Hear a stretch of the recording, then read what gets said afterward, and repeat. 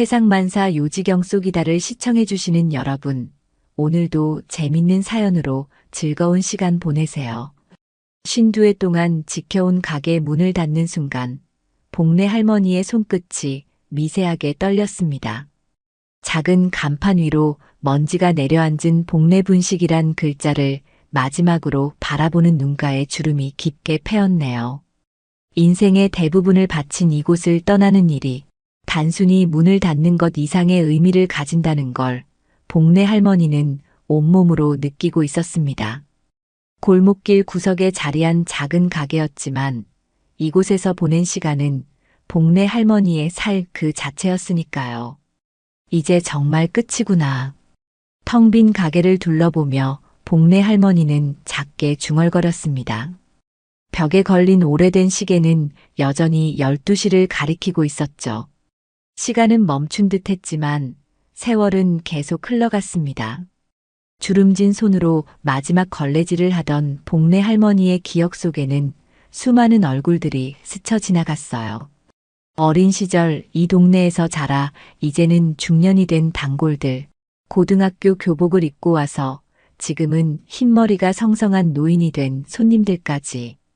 복례 분식은 단순한 가게가 아니라 이 지역의 역사였습니다.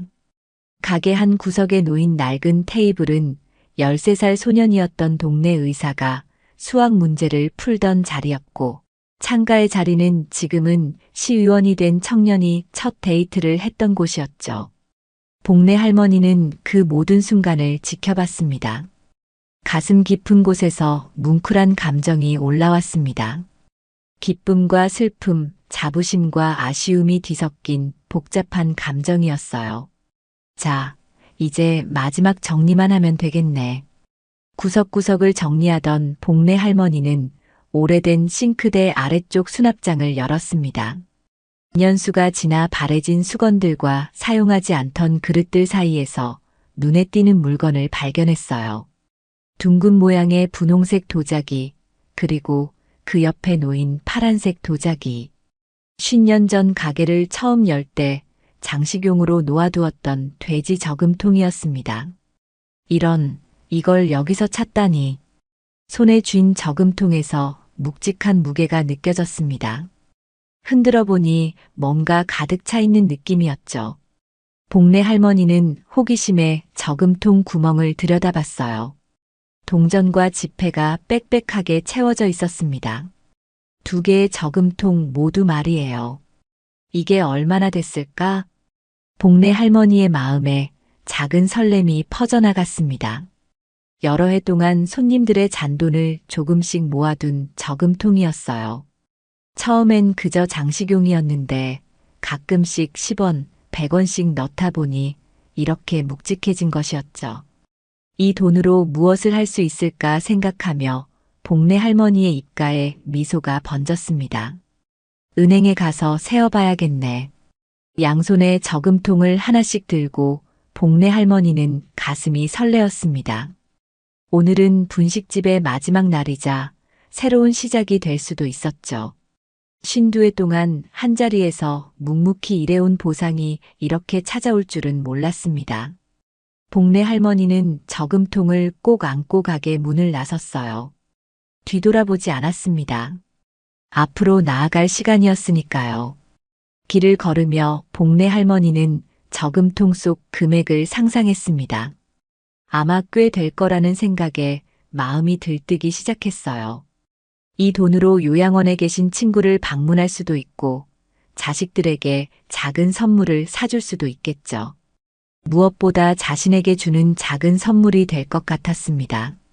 52회 분식집 운영을 마무리하는 의미 있는 순간이었어요. 동네 사람들은 복례 할머니를 향해 인사를 건넸습니다. 모두가 복례 할머니를 존경했지요. 힘든 시절에도 변함없이 맛있는 음식을 대접하고 때로는 돈이 없는 학생들에게 공짜로 떡볶이를 주던 따뜻한 마음씨를 기억했으니까요. 복례 할머니는 환한 미소로 답했습니다. 오늘은 특별한 날이었어요. 동네 은행 앞에 도착한 복례 할머니의 발걸음은 가벼웠습니다. 양손에 들린 저금통이 햇빛에 반짝였어요. 복내 할머니의 마음엔 기대감이 가득했습니다. 모르는 사이 차곡차곡 쌓인 동전과 지폐들이 이제 새로운 의미를 가지게 될 테니까요. 은행 안으로 들어서자 냉방기의 차가운 바람이 복내 할머니를 맞이했습니다. 번호표를 뽑고 의자에 앉은 복내 할머니는 양손에 들린 저금통을 조심스럽게 무릎 위에 올려놓았어요. 사실 저금통을 들고 오면서 얼마나 될지는 정확히 알 수 없었지만 묵직한 무게감은 분명 적지 않은 액수임을 짐작케 했습니다. 복내 할머니의 마음은 설렘으로 가득했죠. 239번 고객님, 3번 창구로 오세요. 전광판에 자신의 번호가 표시되자 복내 할머니는 조심스럽게 일어났습니다. 반짝이는 대리석 바닥 위를 천천히 걸어가는 복내 할머니의 모습이 주변 사람들의 시선을 끌었어요. 낡은 옷차림과 손에 들린 분홍색, 파란색 저금통이 현대적인 은행 내부와는 어울리지 않았기 때문이죠. 안녕하세요. 이 저금통을 세어보려고 왔어요. 창구 직원은 컴퓨터 모니터에서 시선을 떼지 않은 채 무심하게 대답했습니다. 저금통이요? 그제야 고개를 들어 복내 할머니를 바라본 직원의 표정이 미묘하게 변했어요. 수십 년은 되어 보이는 낡은 저금통 2개를 테이블 위에 올려놓는 모습에 직원의 눈이 커졌습니다. 네, 오래된 가게를 정리하다가 찾았는데 얼마나 되는지 궁금해서요. 직원은 한숨을 삼키며 주변을 둘러봤습니다. 복내 할머니는 그 순간 자신이 무언가 잘못한 것 같은 느낌에 어깨가 움츠러들었어요. 이걸 다 세어야 하나요? 다른 고객분들도 많이 기다리시는데. 직원의 목소리에는 짜증이 묻어났습니다. 복내 할머니의 가슴이 조금씩 조여들기 시작했어요. 오래 기다린 기쁨의 순간이 불편한 상황으로 변해가고 있었죠. 여기 있는 돈을 모두 확인해 주시면 좋겠어요. 제 평생 모은 거라. 복내 할머니의 말끝이 떨렸습니다. 긴장과 당혹감이 느껴졌죠. 직원은 눈을 굴리며 지점장에게 시선을 보냈어요. 지점장이 다가오는 소리가 복내 할머니의 귀에 들렸습니다. 무슨 일인가요? 중년의 지점장이 창구에 다가왔습니다. 직원이 저금통을 가리키며 작게 속삭였어요. 이거 다 세야 한다는데요. 지점장은 저금통을 보더니 미간을 찌푸렸습니다. 그리고는 억지로 미소를 지으며 복내 할머니를 향해 말했어요. 할머니, 이렇게 동전이 많으면 자동 계수기에 넣어야 하는데 오늘은 기계 점검 중이라서요. 다른 날 오시는 게 어떨까요? 아니면 세어 오신 다음에 입금하시든지. 복내 할머니의 얼굴에서 핏기가 가셨습니다. 20년 넘게 이 은행을 이용해 왔지만 이런 대우는 처음이었어요. 주위를 둘러보니 다른 고객들도 자신을 향해 시선을 던지고 있었습니다. 어떤 사람들은 작게 웃기까지 했죠. 그럼 다른 날 다시 올게요. 복내 할머니의 목소리가 떨렸습니다. 마른 손으로 저금통을 집어들려는데 지점장이 불쑥 말을 던졌어요. 사실 이런 저금통은 소아과에 기부하시는 게 어떨까요? 아이들이 좋아할 것 같은데. 그 말에 복내 할머니의 눈가에 눈물이 맺혔습니다. 자신이 평생 운영한 가게에서 찾은 소중한 추억이 이렇게 무시당하는 기분이었어요. 복내 할머니는 아무 말 없이 저금통을 가방에 담았습니다. 손끝이 떨렸어요.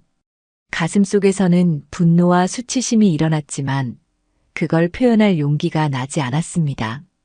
터덜터덜 은행을 빠져나오는 복내 할머니의 어깨가 처졌습니다. 햇살 가득한 바깥 세상이 갑자기 차갑게 느껴졌어요. 손에 들린 저금통의 무게가 더욱 무거워진 것 같았습니다. 복내 할머니는 발걸음을 재촉했습니다. 누군가 자신의 뒷모습을 보고 있을까 두려워 돌아보지도 않았어요. 집으로 향하는 길, 복내 할머니의 마음속에서는 무언가가 천천히 변하고 있었습니다.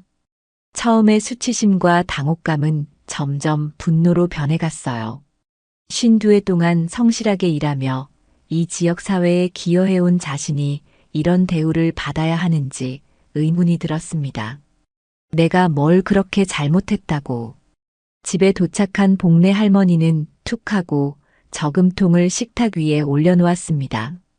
평생 성실하게 살아온 자신이 단지 낡은 옷차림과 저금통 때문에 멸시받는다는 사실이 가슴 깊이 박혔어요. 그 순간 복내 할머니의 눈빛이 달라졌습니다. 한 번도 누구에게도 굽히지 않았던 당당함이 되살아났어요. 집 안으로 들어선 복내 할머니의 얼굴은 여전히 상기되어 있었습니다. 마음속에서는 분노와 수치심이 뒤섞여 괴로움으로 변했어요. 식탁 위에 놓인 2개의 저금통을 복내 할머니는 말없이 바라보았습니다. 한숨이 저절로 나왔어요. 52회를 한자리에서 묵묵히 일하며 지역 주민들의 배를 채워주었는데 단지 낡은 저금통 때문에 사람 취급을 받지 못했다는 사실이 가슴을 아프게 후벼 팠습니다. 이건 아니지. 복내 할머니의 손이 전화기를 향해 뻗어졌어요. 가슴 속에서 울컥 올라오는 감정을 주체할 수 없었습니다. 지금 당장 누군가에게 이 울분을 털어놓지 않으면 가슴이 터질 것만 같았죠. 떨리는 손으로 첫째 아들의 번호를 눌렀습니다. 여보세요, 어머니. 첫째 아들 복진석의 목소리가 전화기 너머로 들려왔어요. 평소 차분하던 복내 할머니의 목소리가 격앙되어 있었습니다. 진석아, 내가 오늘 은행에서 사람 취급도 못 받았다. 내가 알아. 내가 20년 넘게 거래한 은행에서 말이야. 복내 할머니의 목소리가 떨렸습니다. 지금껏 자식들 앞에서 약한 모습을 보인 적이 없었기에 아들은 즉시 심각성을 깨달았어요. 어머니, 무슨 일이세요? 자세히 말씀해 주세요. 복내 할머니는 오늘 있었던 일을 처음부터 끝까지 아들에게 털어놓았습니다. 저금통을 발견한 기쁨, 은행에서 받은 모욕적인 대우, 그리고 집으로 돌아오는 길에 느꼈던 참담함까지. 말을 마치자 전화기 너머로 깊은 한숨 소리가 들려왔어요. 어머니, 그런 일이 있었군요. 정말 화가 납니다. 저희 김치 공장 계좌도 그 은행에 있는데 당장 바꾸겠습니다. 첫째 아들 복진석은 지역에서 가장 큰 김치 공장을 둘째 아들과 함께 운영하고 있었습니다. 연 매출이 100억을 넘는 큰 기업이었죠. 지역 경제의 중요한 축을 담당하고 있었어요. 나는 그런 뜻으로 말한 게 아니라. 복내 할머니가 말을 마치기도 전에 아들이 단호하게 말했습니다. 어머니, 걱정 마세요. 어머니를 그렇게 대한 은행과는 더 이상 거래하지 않을 겁니다. 둘째에게도 연락해서 회사 전체 계좌를 다른 은행으로 옮기도록 하겠습니다. 통화를 마친 후 복내 할머니는 셋째 딸에게도 전화를 걸었어요. 화장품 공장을 운영하는 셋째 딸 복미영은 어머니의 이야기를 듣자마자 격분했습니다. 어머니, 그런 일이 있었군요. 정말 너무하네요. 어머니가 얼마나 이 지역에 헌신하셨는데 이렇게 대우받다니. 저희 화장품 회사도 그 은행과 거래하고 있는데 당장 주거래 은행을 바꾸겠습니다. 셋째 딸 복미영의 화장품 공장은 지역 내 시장 점유율 1위를 자랑했습니다. 특히 해외 수출이 활발해 지역 경제의 효자 노릇을 하고 있었어요. 복내 할머니는 자식들의 반응에 놀랐습니다. 단지 울분을 토로하기 위해 전화했을 뿐인데 자식들이 이렇게 단호하게 행동할 줄은 몰랐어요. 아니다. 그냥 내 얘기만 들어줘도 되는데. 복내 할머니의 말을 자르며 셋째 딸이 단호하게 말했습니다. 어머니, 이건 원칙의 문제예요. 어머니를 존중하지 않는 곳과는 우리도 거래할 수 없어요. 내일 아침 첫 업무로 처리하겠습니다. 전화를 끊은 복내 할머니의 마음은 복잡했습니다. 한편으로는 자식들의 사랑과 지지에 감동했지만 다른 한편으로는 이 일이 생각보다 커질까 걱정이 되기도 했어요. 하지만 복래 할머니의 가슴 속에는 작은 위안이 자리 잡았습니다. 평생 자식들을 위해 살아온 자신이 이제는 자식들의 보호를 받는 입장이 된 것이었죠. 저녁 무렵 모든 자식들이 복래 할머니의 집에 모였습니다. 첫째 아들 복진석, 둘째 아들 복진호, 그리고 셋째 딸 복미영까지. 각자 바쁜 일상 중에도 어머니의 일을 듣고 즉시 달려온 것이었어요. 식탁에는 세 자식이 가져온 음식들이 가득했습니다. 아무도 말하지 않았지만 이것은 그들 나름의 위로였어요. 어머니, 저희가 모두 결정했습니다. 내일 아침 각자 회사의 모든 계좌를 다른 은행으로 옮기겠습니다. 첫째 아들 복진석이 단호하게 말했습니다. 다른 두 자식도 고개를 끄덕였어요. 복래 할머니는 자식들을 바라보며 깊은 감동을 느꼈습니다. 이 순간 그녀는 자신이 얼마나 복받은 사람인지 깨달았습니다. 고맙다. 너희들이 이렇게까지 해줄 필요는 없는데. 복래 할머니의 목소리가 떨렸습니다. 눈시울이 붉어졌어요.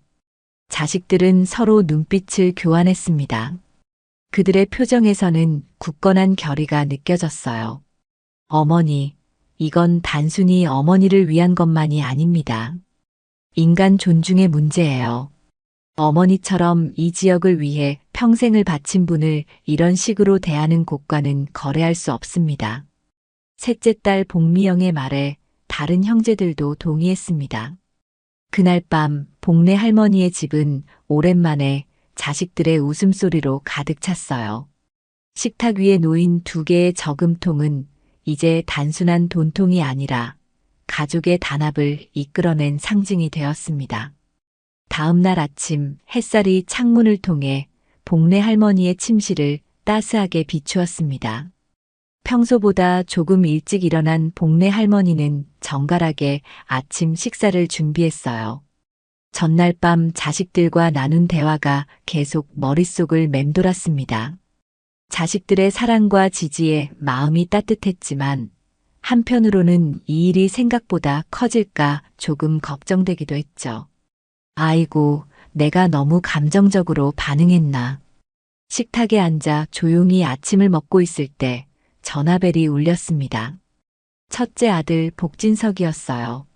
어머니, 방금 은행에 다녀왔습니다. 우리 회사 계좌를 모두 다른 은행으로 옮겼어요.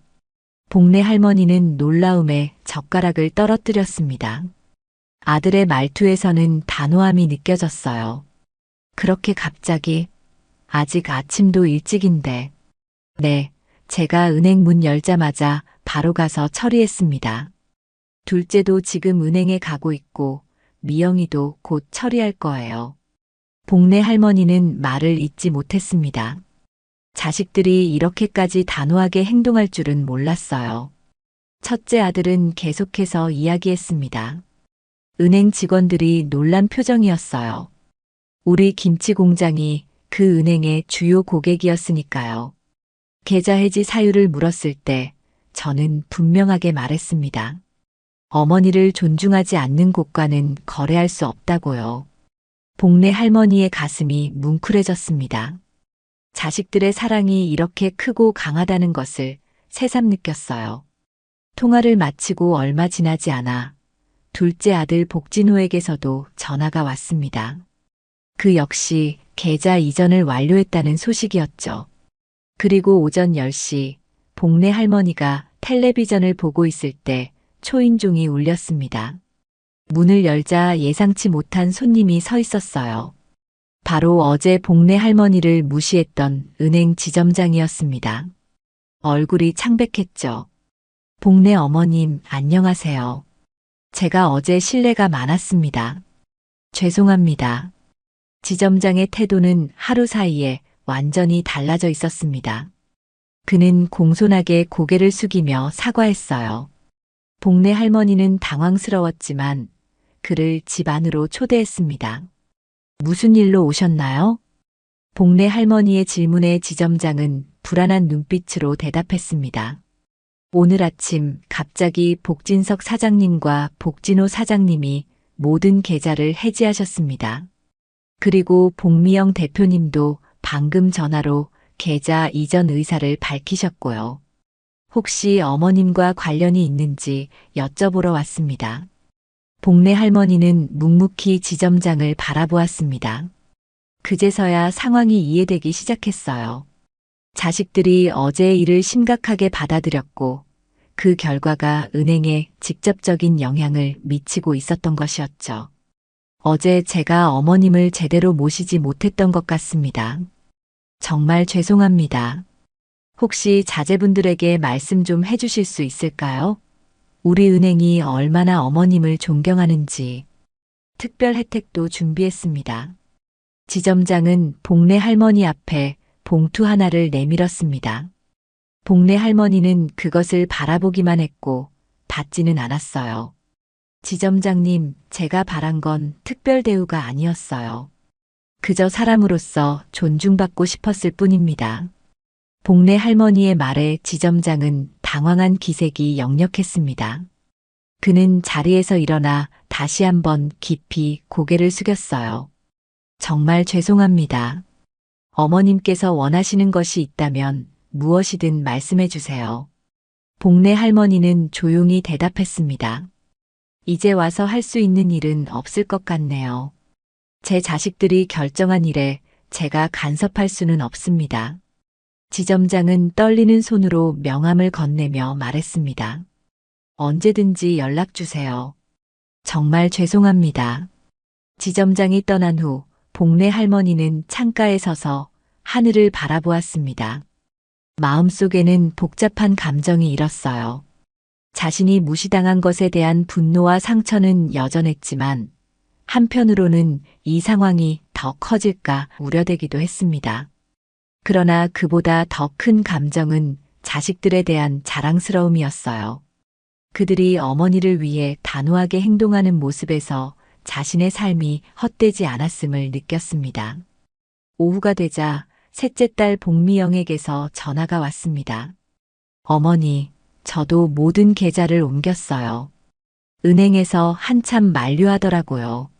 심지어 수수료 면제와 금리 우대까지 제한했지만 제 결정은 바뀌지 않았습니다. 복내 할머니는 고개를 끄덕였습니다. 이제는 돌이킬 수 없는 강물이 흐르기 시작했다는 것을 느꼈어요. 은행 지점장 박민수는 사무실에서 초조하게 서류를 뒤적였습니다. 오전에 발생한 갑작스러운 대규모 계좌 이전 사태로 그의 이마에는 식은땀이 맺혀 있었어요. 볶김치 공장과 복화장품의 모든 계좌가 하루 만에 해지되는 일은 전례가 없었습니다. 은행의 분기 실적에 직접적인 타격이 예상되는 상황이었죠. 이게 다 뭐 때문이지? 어제 그 할머니 한 분 때문에? 박민수 지점장은 불안한 손길로 전화기를 들어 본점의 상황을 보고했습니다. 본점에서도 이 사태를 심각하게 받아들이는 모양이었어요. 지역 경제의 핵심 기업들이 한꺼번에 이탈하는 상황은 지점의 존폐와도 연결될 수 있었기 때문이었죠. 네, 사장님. 최선을 다해 복구하겠습니다. 직접 복내 할머니를 찾아가 사과도 했습니다만 통화를 마친 박민수 지점장의 얼굴은 창백했습니다. 은행장의 노여움을 직접 들어야 했고 상황 해결을 위한 특별 지시까지 받은 상태였어요. 그는 서둘러 가방을 챙겨 다시 한번 복내 할머니의 집을 방문하기로 결심했습니다. 한편 복내 할머니는 오후 내내 집에서 조용히 시간을 보내고 있었습니다. 창밖으로 보이는 가을 하늘이 유난히 높고 푸르렀어요. 문득 지난날의 기억들이 물밀듯이 밀려왔습니다. 젊은 시절 분식집을 처음 열었던 날, 어려운 시절에도 웃음을 잃지 않았던 순간들, 그리고 자식들이 성장해가는 모습까지 평생을 성실하게 살아온 자신이 이제야 비로소 인정받는 것 같아 묘한 감정이 들었어요. 초인종 소리에 복내 할머니는 생각에서 깨어났습니다. 문을 열자 다시 한번 박민수 지점장이 서 있었어요. 이번에는 커다란 꽃다발과 선물 상자를 들고 있었습니다. 복내 어머님, 다시 찾아뵙게 되어 죄송합니다. 이것은 저희 은행의 작은 사과의 마음입니다. 복내 할머니는 한숨을 내쉬며 지점장을 집 안으로 들였습니다. 선물을 받지는 않았어요. 지점장님, 제가 원하는 건 이런 게 아니에요. 박민수 지점장은 간절한 표정으로 말했습니다. 어머님, 제가 잘못했습니다. 진심으로 사과드립니다. 어머님과 자제분들께서 다시 저희 은행을 이용해 주신다면 특별 우대 금리와 수수료 면제 혜택을 드리겠습니다. 또한 개인적으로 어머님의 저금통도 정성껏 세워드리겠습니다. 복내 할머니는 묵묵히 지점장의 말을 들었습니다. 그녀의 눈빛은 흔들림이 없었어요. 지점장님, 제가 원했던 건 특별 대우가 아니라 기본적인 존중이었습니다. 사람 귀한 줄 모르는 데서 무슨 혜택을 받겠어요? 복내 할머니의 단호한 태도에 박민수 지점장은 당혹스러움을 감추지 못했습니다. 그는 절박한 심정으로 다시 한번 호소했어요. 어머님, 제발 한 번만 기회를 주십시오. 저희가 어떻게 하면 어머님의 마음을 돌릴 수 있을까요? 복내 할머니는 차분하게 대답했습니다. 지점장님, 이미 제 자식들이 결정한 일입니다. 그들의 판단을 존중해 주세요. 그리고 이것은 단순히 저에 대한 문제가 아니라 모든 고객을 어떻게 대해야 하는지에 관한 문제이기도 합니다. 박민수 지점장은 마지막 카드를 꺼냈습니다. 어머님, 저희 은행에서 특별히 지역 어르신들을 위한 문화센터를 마련하려고 합니다. 어머님의 이름을 따서 복내 문화교실로 명명하고 싶은데요. 복내 할머니의 표정이 단호해졌습니다. 그녀는 천천히 일어나 현관문을 가리켰어요. 지점장님, 이제 돌아가세요. 더 이상 할 말이 없습니다. 패배감에 어깨가 처진 박민수 지점장은 무거운 발걸음으로 복내 할머니의 집을 나섰습니다. 그의 등 뒤로 문이 조용히 닫히는 소리가 들렸어요. 문을 닫은 복내 할머니의 입가에 작은 미소가 번졌습니다. 누군가를 거절하는 일이 쉽지는 않았지만 자신의 의견을 당당히 밝히는 과정에서 묘한 해방감을 느꼈어요. 평생을 다른 사람들을 위해 살아온 자신이 이제는 자신의 목소리를 내는 법을 배우고 있었습니다.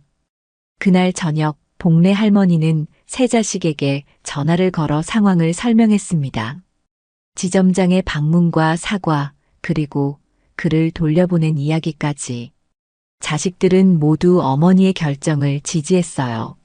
어머니, 잘하셨습니다. 이건 원칙의 문제니까요. 쉽게 타협해서는 안 됩니다. 첫째 아들 복진석의 말에 복내 할머니는 깊이 공감했습니다. 이제 이 일은 단순히 한 노인의 자존심이 아니라 인간 존중의 문제로 확장되고 있었어요. 이튿날 아침 복내 할머니의 전화벨이 요란하게 울렸습니다. 셋째 딸 복미영이었어요. 어머니, 큰일 났어요. 어제 저희가 은행 계좌를 옮긴 이야기가 지역 소문으로 퍼졌어요. 어머니가 은행에서 무시당하셨다는 사실까지요. 복내 할머니는 놀라움에 말을 잇지 못했습니다. 그녀는 이 일이 더 커지길 원치 않았어요. 하지만 이미 소문은 바람을 타고 퍼져나간 후였습니다. 아니, 그게 어떻게... 복미영의 목소리는 계속되었습니다. 어머니, 어제 저희 회사 직원 중 한 명이 은행에 있었나 봐요. 그 직원이 상황을 목격하고 다른 사람들에게 이야기했나 봅니다. 이제 동창회 단체 채팅방과 지역 사업가 모임에서도 이 이야기가 돌고 있어요. 복내 할머니는 깊은 한숨을 내쉬었습니다. 자신이 의도치 않게 소동의 중심에 서게 된 것 같았어요. 통화를 마친 후 복내 할머니는 창가에 앉아 생각에 잠겼습니다. 갑자기 초인종 소리가 들렸어요. 문을 열자 뜻밖의 손님이 서 있었습니다. 바로 다정 분식을 운영하는 김다정 사장이었어요. 그녀는 복내 할머니의 분식집이 문을 닫은 후 그 자리를 이어받을 예정이었습니다. 복내 어머니, 정말 큰일 났어요. 어머니가 은행에서 무시당하셨다는 이야기가 온 동네에 퍼졌어요. 모두가 붕괴하고 있답니다. 복내 할머니는 김다정 사장을 집 안으로 초대했습니다. 그녀는 흥분된 목소리로 상황을 설명했어요. 어제부터 지역 상인들 단체 채팅방이 폭발했어요. 복내 아주머니가 사람 취급 못 받았다고 다들 격분해서 주거래 은행을 바꾸겠다고 난리예요. 복내 할머니는 놀라움을 감추지 못했습니다. 그녀가 52회 동안 지역사회에 끼친 영향이 이렇게 크게 나타날 줄은 몰랐어요. 그렇게까지 할 필요는 없는데. 김다정 사장은 열정적으로 말을 이었습니다. 아니에요, 어머니. 이건 당연한 일이에요. 어머니는 우리 동네의 자랑이시잖아요. 30년 전 제가 고등학생일 때 돈이 없어 배고프게 학교 다닐 때 어머니가 얼마나 많이 도와주셨는지 잊지 않았어요. 다른 분들도 마찬가지고요. 복내 할머니의 눈시울이 붉어졌습니다. 그동안 자신이 베푼 작은 친절들이 이렇게 되돌아올 줄은 몰랐어요. 그날 오후 복내 할머니의 집 앞에는 줄지어 방문객들이 찾아왔습니다. 지역 유지들, 중소기업 사장들, 그리고 오랜 단골 손님들까지 모두가 복내 할머니에게 지지와 연대의 마음을 전하기 위해 모인 것이었어요. 복내 씨, 그 은행에서 그런 대우를 받았다니 참 안타깝네요. 우리 회사도 계좌를 다른 은행으로 옮기기로 했어요. 지역 건설회사 사장 정호영의 말에 다른 사람들도 동의했습니다. 복내 할머니는 이 모든 상황이 꿈만 같았어요. 여러분, 이렇게까지 하실 필요는 없어요. 제가 그런 의도로 이야기한 게 아니었는데. 그러나 방문객들의 마음은 이미 굳어져 있었습니다. 그들에게 복내 할머니는 단순한 분식집 주인이 아니라 지역사회의 상징과도 같은 존재였어요. 아니에요, 복내 씨. 우리가 어렸을 때부터 복내 분식에서 얼마나 많은 추억을 쌓았는지 몰라요. 그곳은 단순한 가게가 아니라 우리 지역의 역사였어요. 그런 복내 씨가 무시당하는 건 우리 모두가 무시당하는 것과 같아요. 시의원 김재현의 말에 다른 방문객들도 큰 공감을 표했습니다. 복내 할머니는 깊은 감동을 느꼈어요. 자신이 평생 베푼 따뜻함이 이렇게 큰 사랑으로 돌아올 줄은 몰랐습니다. 그 소식은 금세 은행에도 전해졌습니다. 박민수 지점장은 사무실에서 연달아 걸려오는 전화에 대응하느라 진땀을 흘렸어요. 여러 중소기업 사장들과 지역 유지들이 계좌 이전을 통보해 오고 있었습니다. 아, 네. 정말 죄송합니다. 저희도 상황을 파악 중입니다. 박민수 지점장의 얼굴은 창백했습니다. 상황이 그의 통제를 완전히 벗어난 것 같았어요. 그는 떨리는 손으로 은행 본점에 다시 한번 전화를 걸었습니다. 사장님, 상황이 더 심각해졌습니다. 지역 기업들이 집단으로 계좌 이전을 통보해 왔습니다. 모두 복내 할머니 때문입니다. 본점에서도 비상이 걸렸습니다. 이 작은 지방 도시의 소동이 은행 전체 실적에 영향을 미칠 정도로 확대된 것이었어요. 곧 본점에서 특별 대책팀이 파견되었다는 소식이 전해졌습니다. 한편 복내 할머니의 집에서는 자식들과 지역 주민들이 모여 따뜻한 시간을 보내고 있었습니다. 식탁에는 각자 가져온 음식들이 가득했고 웃음소리가 끊이지 않았어요. 복내 할머니는 이 모든 상황을 바라보며 감회에 젖었습니다. 복내 어머니, 내일부터 지역 신문에도 이 이야기가 실릴 거예요. 기자 한 명이 특별 취재를 하고 있대요. 김다정 사장의 말에 모두가 고개를 끄덕였습니다. 복내 할머니는 살짝 당황했지만 이제는 이 흐름을 막을 수 없다는 것을 알았어요. 여러분, 정말 고맙습니다. 제가 이렇게 많은 사랑을 받을 줄은 몰랐어요. 복내 할머니의 진심 어린 말에 모두가 따뜻하게 웃었습니다. 이 순간 그녀는 자신의 인생이 결코 헛되지 않았음을 확신했어요. 사흘 후 아침 햇살이 따사롭게 내리쬐는 화창한 날이었습니다. 복내 할머니는 평소보다 조금 더 공들여 옷차림을 갖추었어요. 오늘은 특별한 날이었습니다. 드레스룸에서 꺼낸 정갈한 한복을 입고 머리는 단정하게 틀어 올렸어요. 평소에는 잘하지 않던 화장도 살짝 했습니다. 거울 속에 비친 자신의 모습에 복내 할머니는 작게 미소 지었어요. 이제 마지막 정리를 할 시간이구나. 식탁 위에는 통장과 인감, 그리고 신분증이 가지런히 놓여 있었습니다. 복내 할머니는 이 모든 것을 조심스럽게 가방에 넣었어요. 오늘은 은행과의 마지막 인연을 정리하는 날이었습니다. 자식들은 함께 가겠다고 했지만 복내 할머니는 혼자 가기로 결심했어요. 이것은 자신의 문제였고 스스로 해결해야 한다고 생각했습니다. 대문을 나서는 복내 할머니의 걸음걸이는 당당했습니다. 지난 며칠간 동네는 그녀의 이야기로 떠들썩했어요.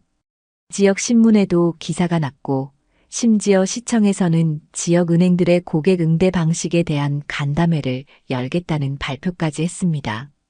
하지만 복내 할머니는 그런 소동에 휘말리고 싶지 않았어요. 그저 조용히 자신의 일을 마무리하고 싶었습니다. 은행 앞에 도착한 복내 할머니의 마음은 이상하리만치 평온했습니다. 며칠 전만 해도 이곳에서 느꼈던 모욕감과 수치심이 마음에 남아 있었는데 이제는 그저 담담함만 남아 있었어요. 복내 할머니는 깊게 숨을 들이마시고 은행 문을 열었습니다. 은행 안은 예상과 달리 매우 조용했습니다. 평소 같으면 북적거렸을 시간인데 창구마다 직원들만 앉아 있고 고객은 거의 보이지 않았어요. 복내 할머니가 들어서자 모든 직원들의 시선이 일제히 그녀에게 집중됐습니다. 긴장감이 감돌았어요. 박민수 지점장이 급히 다가왔습니다. 그의 얼굴은 지난번보다 더 창백했고 눈 밑에는 피로의 그늘이 드리워져 있었어요. 복내 어머님, 어서 오세요. 제 사무실로 모시겠습니다. 복내 할머니는 고개를 살짝 저었습니다. 아니에요. 여기서 볼일을 보겠습니다. 그녀는 천천히 창구로 향했습니다. 직원들은 긴장된 표정으로 그녀를 바라보았어요. 복내 할머니는 통장과 인감, 그리고 통장 해지 신청서를 내밀었습니다. 통장을 해지하러 왔습니다. 창구 직원은 당황한 기색이 역력했습니다. 그녀는 잠시 망설이다가 박민수 지점장을 향해 도움을 청하는 눈빛을 보냈어요. 지점장이 다시 다가왔습니다. 어머님, 정말 그러실 필요 없습니다. 저희가 잘못했습니다. 다시 한번 기회를 주십시오. 복내 할머니의 표정은 변함없이 담담했습니다. 그녀는 조용히 대답했어요. 지점장님, 이건 제 결정입니다. 제가 20년 넘게 이용한 은행이지만 이제는 저와 맞지 않는 것 같아요. 지점장은 절망적인 표정으로 마지막 호소를 시도했습니다. 어머님, 제발요. 저희 지점이 문을 닫을 위기에 처했습니다. 이미 많은 고객들이 떠났고 본점에서도 특별 감사가 예정되어 있습니다. 복내 할머니는 잠시 지점장을 바라보았습니다. 그의 말에 동요하지 않았어요. 그저 조용히 말했습니다. 돈이 아니라 사람을 귀히 봐야 하는 거요. 이 한마디는 마치 은행 안에 울려 퍼지는 것 같았습니다. 직원들은 모두 고개를 숙였어요. 복내 할머니의 말은 단순한 비난이 아니라 깊은 지혜를 담고 있었습니다. 그녀는 계속해서 통장 해지 절차를 진행했어요. 해지 절차가 마무리되고 복내 할머니는 마지막으로 은행을 둘러보았습니다. 이곳에서 많은 추억이 있었지만 이제는 새로운 시작이 필요한 때였어요. 그녀는 조용히 은행을 나섰습니다. 뒤에서 박민수 지점장과 직원들이 깊이 고개를 숙이는 모습이 보였지만 복례 할머니는 뒤돌아보지 않았어요. 은행 밖으로 나온 복례 할머니의 얼굴에는 미소가 번졌습니다. 가슴에 맺혔던 응어리가 풀리는 듯한 해방감이 느껴졌어요. 그녀는 길가에 잠시 멈춰서서 깊은 숨을 들이마셨습니다. 이제 끝났네. 길 건너편에서는 셋째 딸 복미영이 차 안에서 어머니를 기다리고 있었습니다. 미영은 어머니가 혼자 가겠다고 했지만 멀리서라도 지켜보고 싶었던 것이었죠. 복례 할머니가 은행에서 나오는 모습을 보자 미영은 안도의 한숨을 내쉬었어요. 어머니, 어떠셨어요? 복례 할머니는 차에 올라타며 딸에게 미소를 지었습니다. 잘 끝났다. 이제 새로운 시작을 할 때가 됐구나. 복미영은 어머니의 손을 꼭 잡았습니다. 그녀의 눈에는 존경과 사랑이 가득했어요. 어머니는 정말 대단하세요. 이렇게 당당하게 자신의 목소리를 내시다니. 복례 할머니는 딸의 말에 작게 웃음을 터뜨렸습니다. 나이 들어 배운 게 있다면 자신의 가치를 지키는 법이란다. 돈이 많고 적음이 중요한 게 아니라 사람으로서 존중받는 게 중요하지. 복미영은 고개를 끄덕였습니다. 그녀는 어머니에게서 또 한 번 삶의 지혜를 배우는 기분이었어요. 이제 어디로 가볼까요, 어머니? 복례 할머니는 창밖을 바라보며 대답했습니다. 새 은행으로 가자. 새로운 시작을 해야지. 차는 천천히 출발했고 복례 할머니의 마음은 어느 때보다 가벼웠습니다. 그녀는 이제 자신의 가치를 알고 그것을 지킬 줄 아는 사람이 되었어요.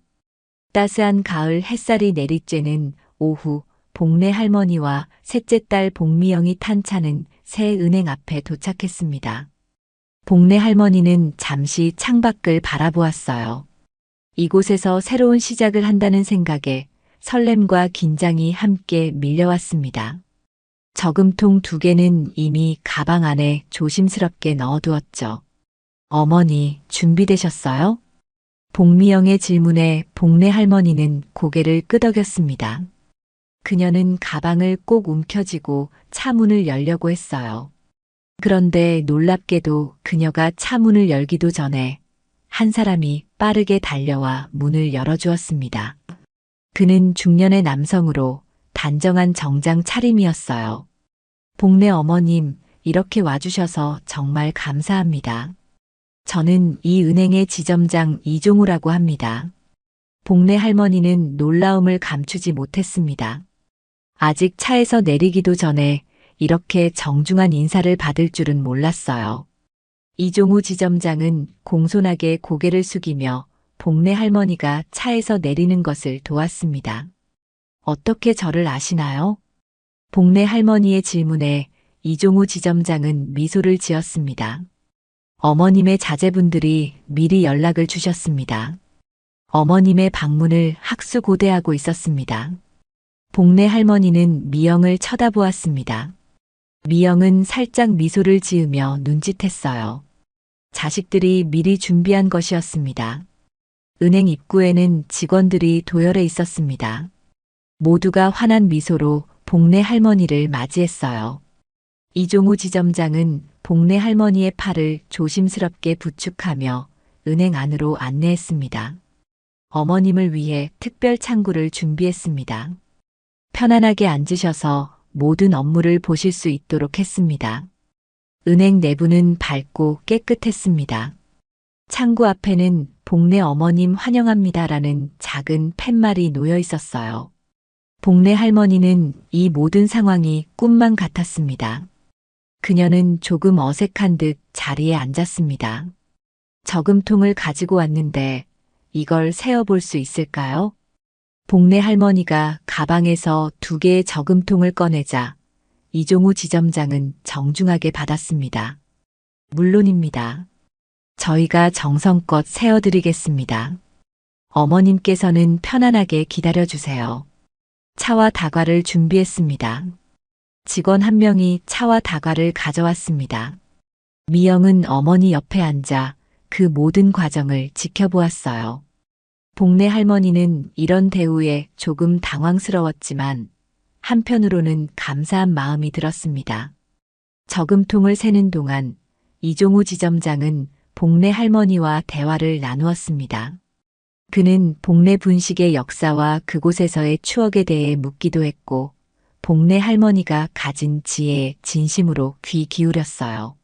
어머님, 제가 어릴 적에 복내 분식에서 떡볶이를 먹었던 기억이 납니다. 정말 맛있었어요. 늘 웃는 얼굴로 손님들을 대하시던 모습이 아직도 기억에 남아 있습니다. 복내 할머니는 감동했습니다. 자신이 평생 해온 일이 이렇게 누군가의 기억 속에 남아있다는 사실이 뿌듯했어요.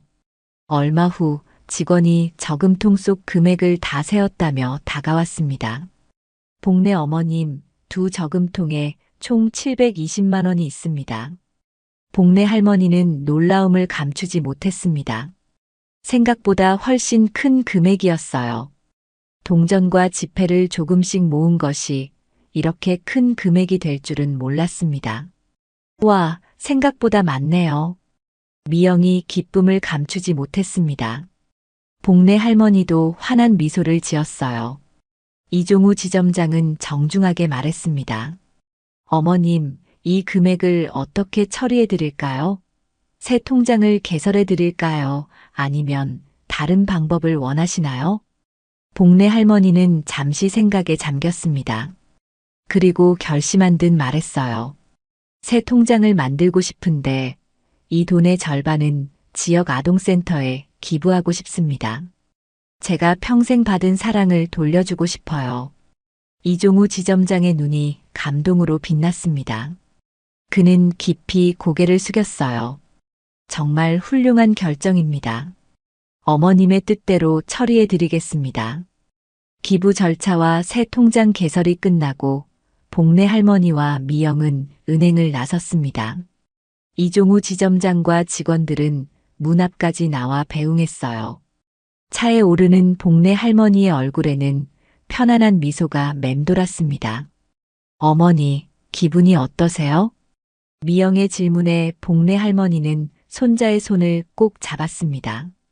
평생 살면서 이렇게 존중받는 기분은 처음이구나. 사람이 돈보다 중요한 법인데 그 당연한 사실을 이제야 모두가 깨닫는 것 같아. 미영은 어머니의 손을 꼭 쥐었습니다. 그녀는 어머니가 자랑스러웠어요. 어머니 덕분에 우리 모두가 중요한 교훈을 배웠어요. 특히 그 은행은 앞으로 고객을 대하는 방식이 완전히 달라질 거예요. 복내 할머니는 창밖으로 흐르는 풍경을 바라보았습니다. 쉰두의 세월이 흘렀지만 그녀의 삶은 여전히 성장하고 있었어요. 이번 사건을 통해 그녀는 자신의 가치를 깨닫고 목소리를 내는 법을 배웠습니다. 이제 뭘 하고 싶으세요, 어머니? 복내 할머니는 잠시 생각에 잠기더니 미소를 지었습니다. 진석이네 집에 가서 손자들하고 시간을 보내고 싶구나. 그리고 내일은 동네 노인정에 가서 친구들을 만나볼까 해. 오랜만에 마음이 가벼워졌어. 차는 천천히 첫째 아들 집을 향해 달렸습니다. 창밖으로 보이는 가을 풍경이 유난히 아름다웠어요. 복내 할머니는 마음속으로 생각했습니다. 인생은 끝없는 배움의 연속이구나. 나이가 들어도 새로운 시작은 언제나 가능하다는 것을. 그리고 무엇보다 사람은 돈보다 귀하다는 단순하지만 깊은 진리를. 차 안에는 따스한 햇살이 가득했고 복내 할머니의 얼굴에는 평온한 미소가 번졌습니다. 그녀는 이제 또 다른 인생의 장을 시작하려 합니다. 더 현명하고 더 당당하게 그리고 더 행복하게.